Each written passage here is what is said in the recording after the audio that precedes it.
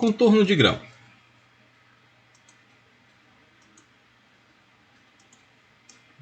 Contorno de grão. Nós passamos até agora falando de cristalinidade.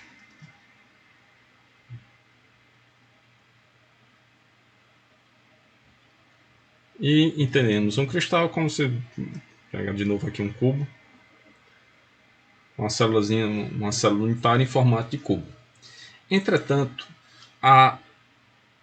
praticamente a totalidade quase a totalidade dos materiais que nós utilizamos na engenharia, eles podem ser classificados como materiais policristalinos. O que é isso? Ao invés de ser só uma coisinha feita por células cúbicas, pelo único tipo de célula, com única estrutura de célula cúbica, ele é formado por grãos. E cada grão desses, aqui nós temos um, aqui nós temos outro, aqui nós temos outro. Então, cada grão desse pode ser considerado um cristal de forma individual. Então, eu tenho esse material todo aqui formado por 3 cristais. Então, se eu tenho muitos cristais, eu tenho um material policristalino. E o que separa esses cristais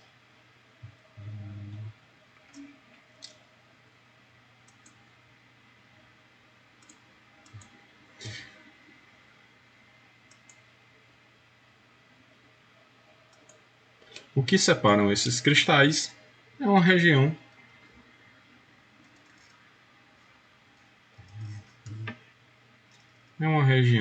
chamada de contorno de grão, que é a fase de transição, onde eu não tenho uma ordem muito grande. Então, basicamente, é a parte do material no qual o arranjo de átomos é praticamente idêntico. Então, dentro dessa região aqui, temos mais ou menos tudo colocado de forma regular e organizada de forma tridimensional.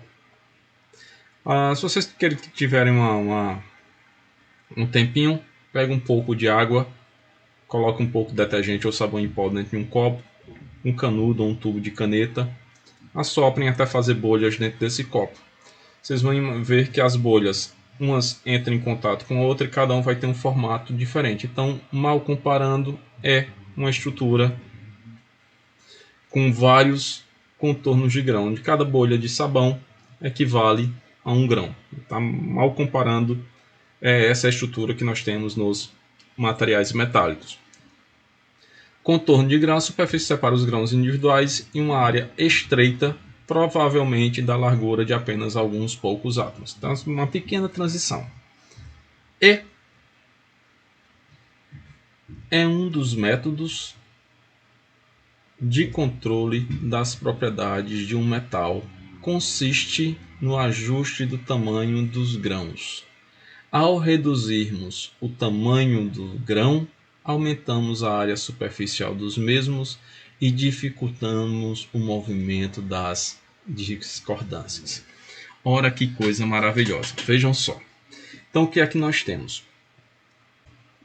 Então, nós temos esses grãos aqui. Então, vamos supor que tem uma discordância bem aqui. Então, à medida que eu deformo o material, essa discordância começa a caminhar.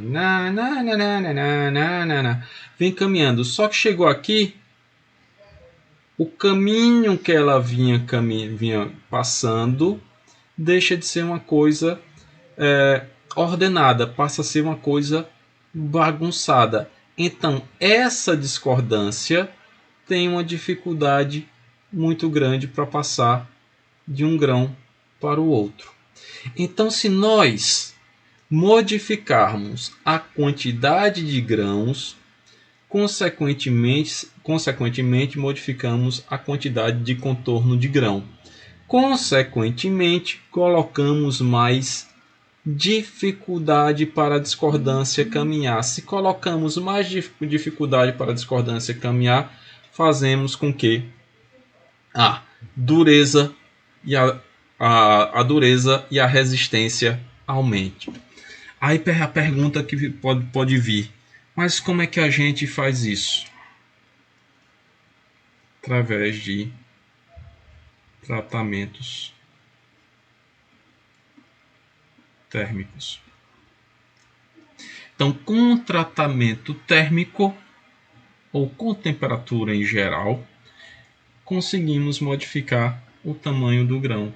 Modificando o tamanho do grão, modificamos as propriedades, sem necessariamente fazer mais nada, sem fazer um novo material, simplesmente modificando o tamanho do grão. Aqui está um gráfico que mostra o comportamento da resistência em relação ao tamanho do grão. Tá? Aqui, considerando que são grãos menores, então você tem acho que aqui embaixo fica melhor de ser visto. Então tem-se de acordo com o tamanho dos grãos, quanto menor o grão, maior a resistência ou o esforço que tem que se fazer para o material se deformar. Então, continuando a falar sobre grãos, vamos falar aqui de uma característica dos grãos, que são os grãos de baixo ângulo. Basicamente, o que é que acontece nesses grãos de baixo ângulo? Então, é um arranjo de discordâncias que produz pequenos ângulos entre os cristais adjacentes. Como a energia dessa interface é inferior à de um contorno de grão normal, os contornos de baixo ângulo não são muito eficientes no bloqueio do deslizamento de planos. Em outras palavras, então vamos imaginar aqui o seguinte. Temos aqui, vamos fazer de conta que tem uma discordância andando aqui. Então essa discordância vem andando, chegou nesse ponto, o que é que vai acontecer? A direção cristalográfica desse grão mudou drasticamente, ou seja, tem um ângulo muito alto. Então o que é que vai acontecer? Para essa discordância continuar se movimentando, vou necessitar de muito mais energia para fazê-la, ou vamos precisar de muito mais energia para fazê-la ir na direção do cristal. Por outro lado, onde nós temos ângulos praticamente a mesma ou praticamente a mesma angulação, o que é que vai acontecer? A discordância que vinha andando por aqui é mais fácil passar para esse outro ângulo. Logo, ângulos com um desalinhamento menor do que 5 graus vão ser menos efetivos na questão de impedir o movimento das discordâncias. Sendo menos efetivo, consequentemente, não vão segurar essas discordâncias, não segurando essas discordâncias, não se tem aumento da rigidez, por exemplo. Outro defeito que se tem de forma bidimensional é as falhas de empilhamento. Basicamente, onde ocorrem essas falhas de empilhamento? Normalmente vai ocorrer em planos supercompactos, que para uma célula cúbica de face centrada seria o plano 111. Então, basicamente, seria o seguinte, tá? Vamos ter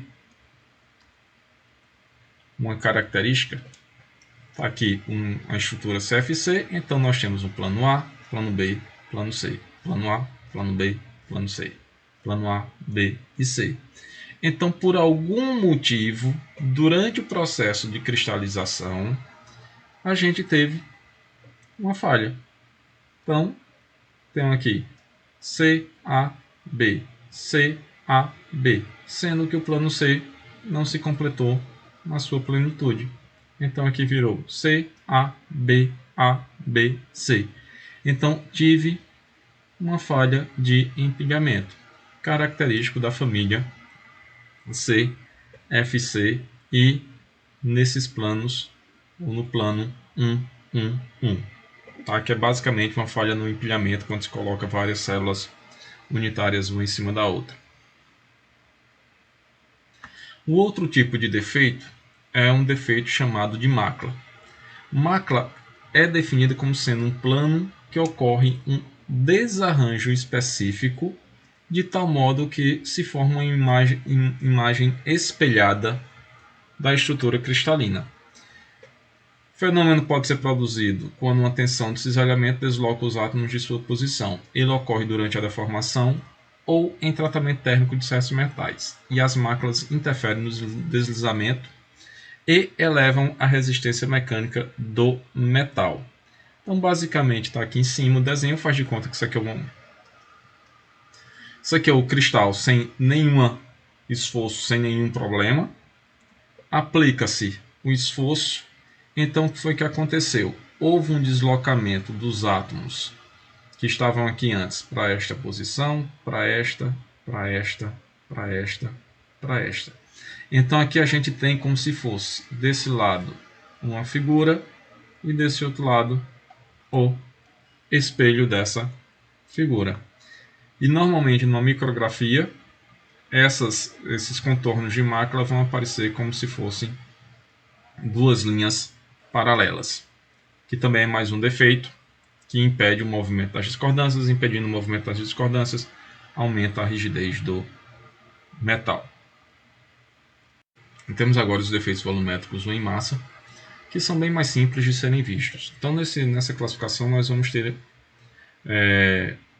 defeitos que a gente consegue ver a olho nu e que normalmente são produzidos ou são introduzidos no processo de fabricação.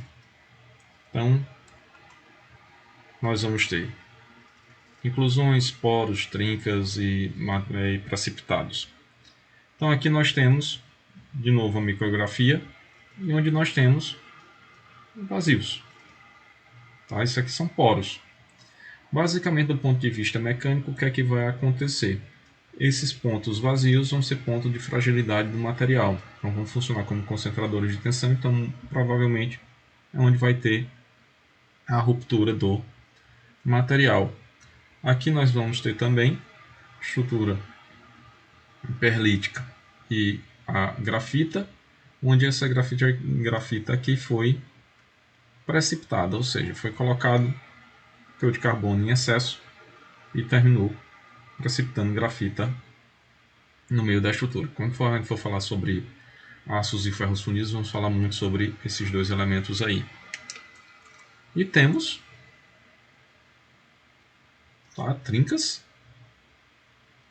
aqui de forma bem visíveis, que aí já dá para ser percebida aí a olho nu. Normalmente, onde se tem esses tipos de defeitos, tende-se a ter uma fragilidade do material. São pontos onde normalmente se concentram tensões e aí a partir desses concentradores de tensões pode ter ruptura do material.